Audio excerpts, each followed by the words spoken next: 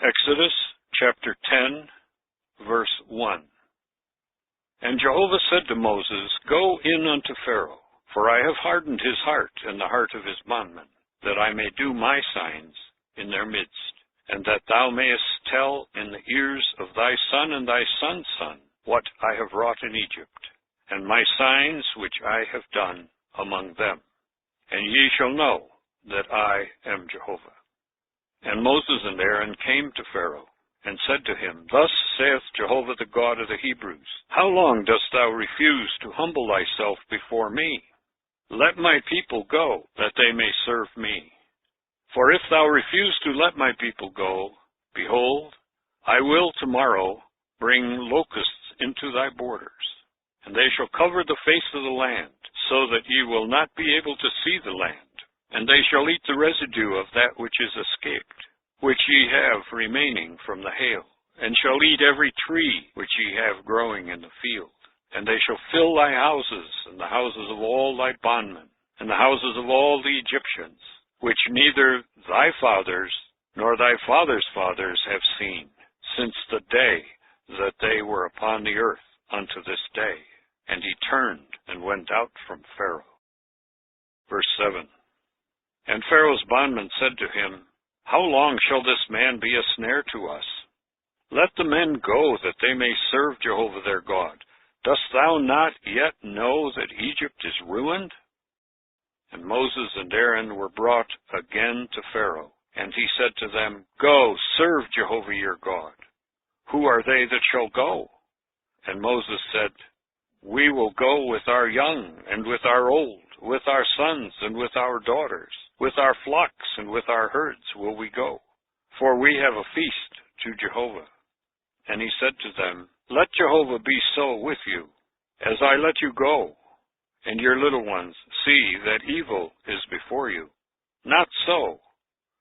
Go now, ye that are men, and serve Jehovah, for it is that ye have desired. And they were driven out from Pharaoh's presence. Verse 12. And Jehovah said to Moses, Stretch out thy hand over the land of Egypt, for the locusts, that they may come up over the land of Egypt, and eat every herb of the land, all that the hail hath left. And Moses stretched out his staff over the land of Egypt, and Jehovah brought an east wind on the land all that day and all that night. When it was morning, the east wind brought the locusts, and the locusts went up over all the land of Egypt, and rested in all the borders of Egypt very grievous. Before them there were no such locusts as they, neither after them will be such.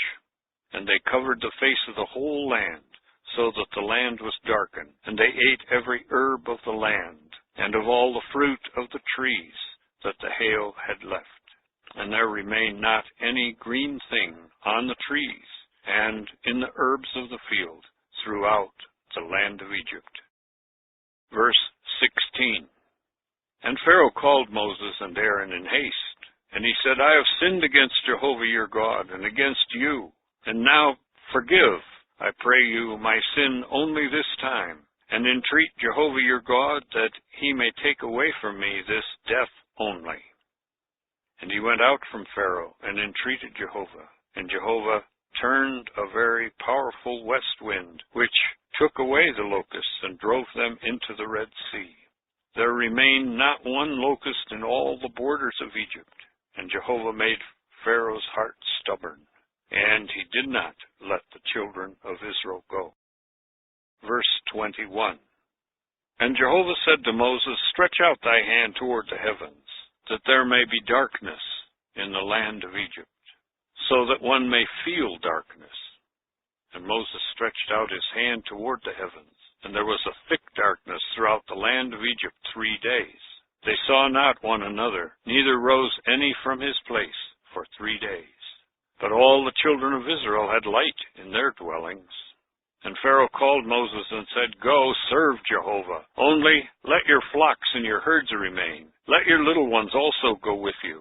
And Moses said, Thou must give also sacrifices and burnt offerings into our hands, that we may sacrifice to Jehovah our God. Our cattle also must go with us. There shall not a hoof be left behind, for we must take thereof to serve Jehovah our God.